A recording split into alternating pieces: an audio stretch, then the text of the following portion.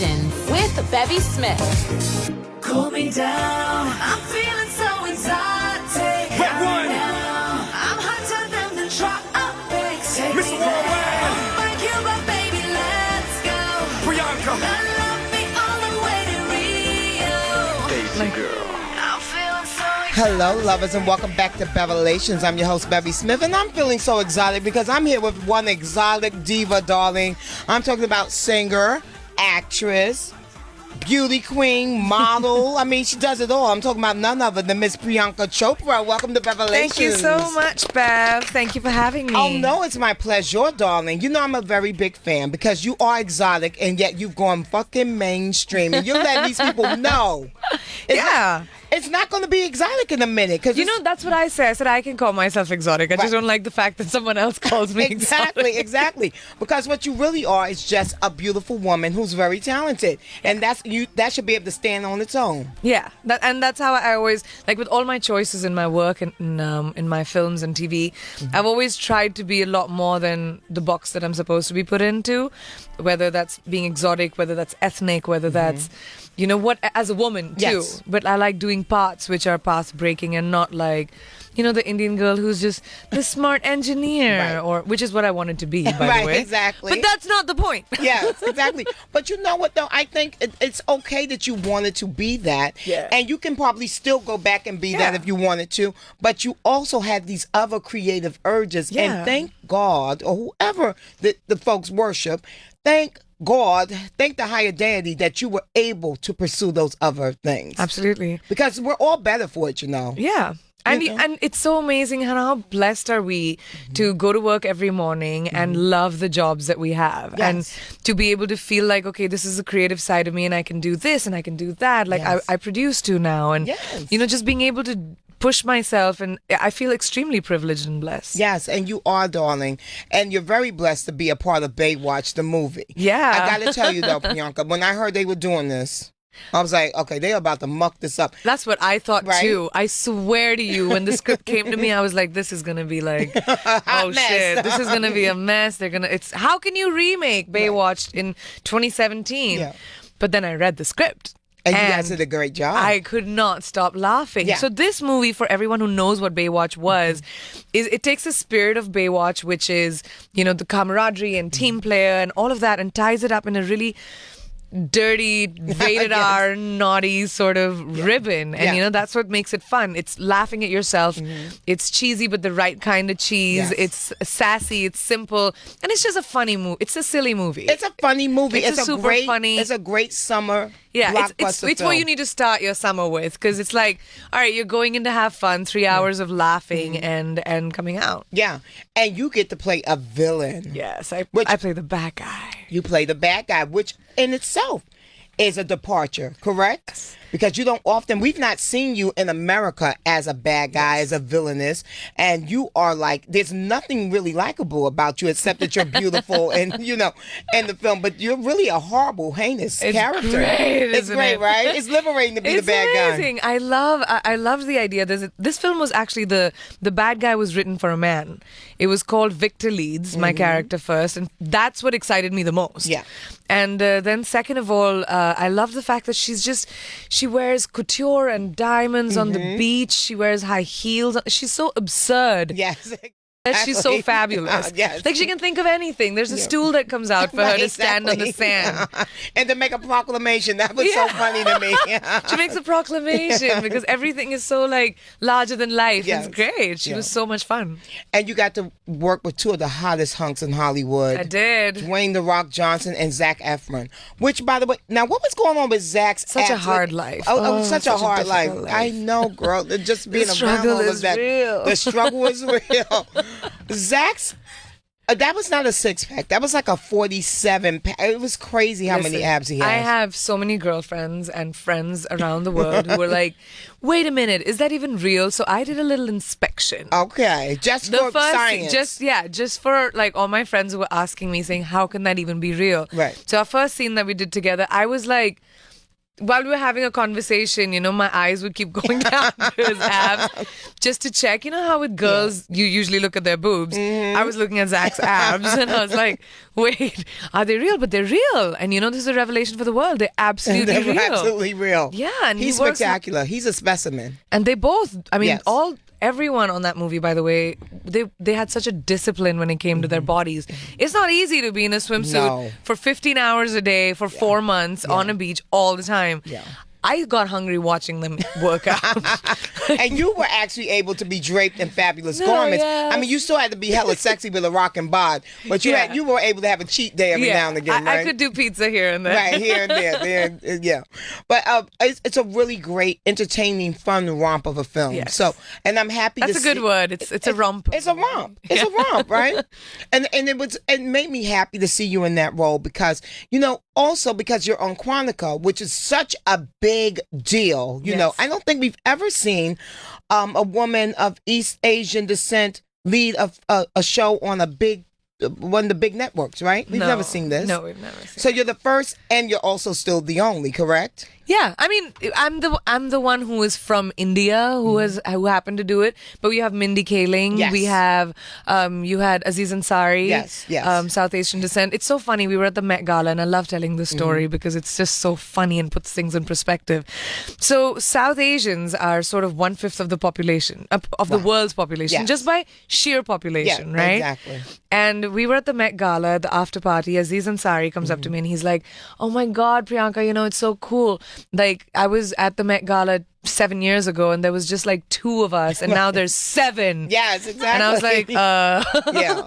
Okay, We still got a long one way way to to go. go. But at least it's 7. It's 7. So we're going to take that. We're going to be happy about it.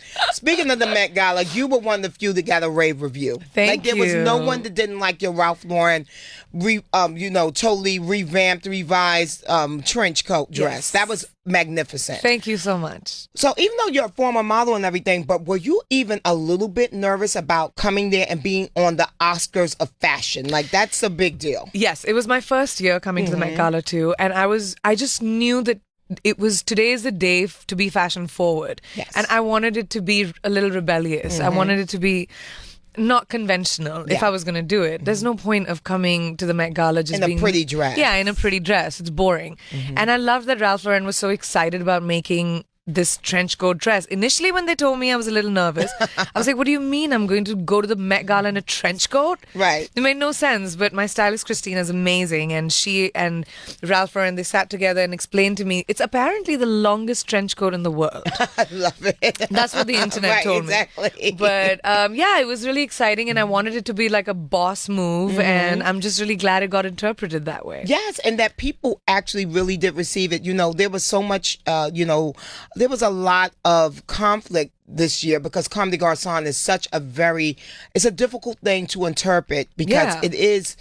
it's extreme fashion. No, but that was what made it so cool, like our interpretation, for me at least. See, Comme des Garçons is basically letting go of silhouettes. It's Right, deconstructing exactly, yeah. normal silhouettes. Yeah.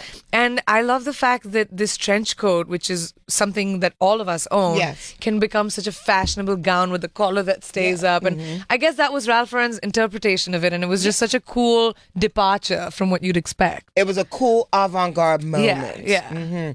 Now, you mentioned Aziz Ansari. I'm obsessed with Master of None. Right. And one of the things I'm obsessed about it for, because as a person of color, I connect. Like, when Aziz is there and he's got his best friend who's a black lesbian, all that, it's a real palette of the way I look at New York. So when I watch Girls, I was like, this is not my New York. There's no This is people not of the New color. York I know. You know what I mean? But like, he did such a great job Yeah, at painting this broad stroke of what New York really looks like. Would you ever want to take on your culture in that way? Do a little spoof or something, like where you maybe are like, you think all of us are like this cylinder, and then you just like kind of switch it? Well, I mean, I guess I'm doing that in my own way without being too on the nose about it. Like, by me playing a character like Quantico, where this was written for just an American girl, and me, I came into it because I guess I was the best person for the job. So that's my struggle for my people and for people who don't get the opportunity because we're Other. of color or different. And I think that is also another route to take, which Yes. is, I want to do lead parts. I want to be the face on a poster, and I don't want it to have anything to do with the color of my skin. Yes. Or where I come from. Yes. I'm just an actor. Just an actor. And that's really hard to do in Hollywood. Yes, because it you is. get put into a box really fast. Really fast. Speaking of that, you're a big star in India. Like you're a honey, Meryl Streep goddess moments, right?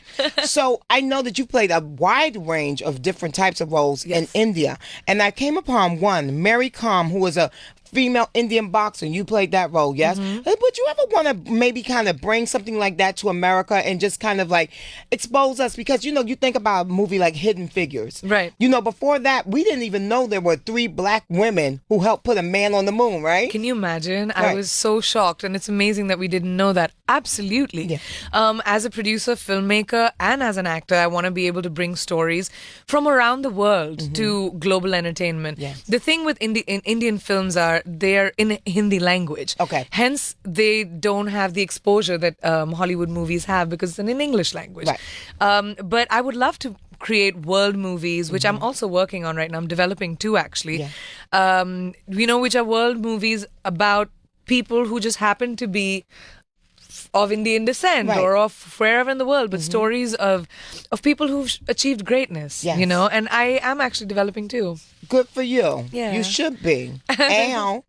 So let's get a little bit into this feminism thing. Now, to me, you are a kick-ass modern-day feminist. I absolutely am. Good, because I read a piece that said that you were kind of shied away from the idea of being a feminist. Or was that taken out of context? Of course it was taken out Of of context. course. I scream from rooftops about being a feminist. Yeah.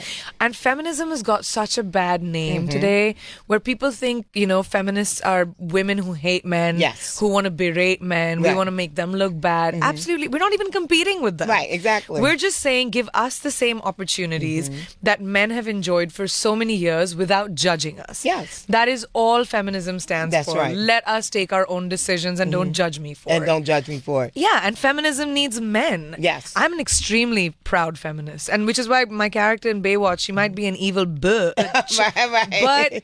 but she's an extremely proud feminist. She is.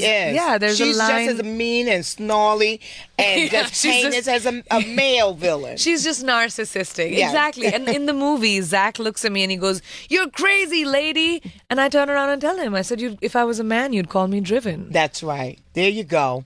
You better sisters are doing it for themselves. We're going to pay that in homage to Priyanka, honey. Well, no one else is going to do it for us. This is why I tell people all the time we have to say it, because if we don't, we will be marginalized and Yeah. we will be hidden figures. And women, exactly. Women, we have to, first of all, like, stand together. Yes. Love each other and encourage each other, which Yes. we don't do often enough. That's we right. don't That's do it why often we don't have a enough. female president. Right. We don't 53% encourage. of white women did not vote for Hillary. Oh my God. Isn't that Look disgusting? at these numbers. It's insane. Wow. Women need to stand together. Yeah. And we need to fight for opportunities for ourselves because ain't no man going to do it. Hello and good morning. Speaking of the men, you went to the Met Ball with Nick Jonas. Yes, I did. Well, uh-huh. What? People keep asking me about this, but it's so. We were both guests of the designer, Right. and we happened to be in the same. There was like everyone on our table was at the same hotel, Right. And we just ended up being in the same car together, and everyone's made such a thing out of it. There is no such thing. Do you have a type? I A try physical not type? to. Okay, you just keep it loose and... Yeah, Yeah. I like Raw. I like a guy who would be able to engage me mentally. Like I cannot do guys who talk about just themselves or are so into themselves they don't have place or the ability to look at you or listen to you. Yeah.